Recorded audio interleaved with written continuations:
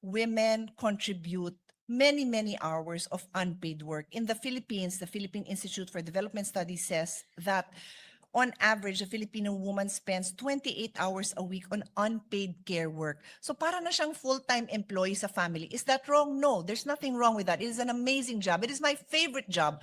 But it is unpaid work. So for many women, wala na silang ibang mapagkakitaan kasi dito na nila binuhos yung oras nila.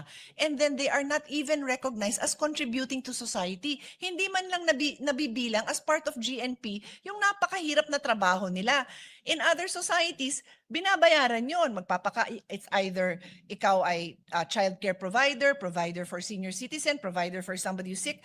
But for women, most do not get paid for this work. This is something that is a worldwide problem, and maybe the Philippines can finally do something about it, Mr. President.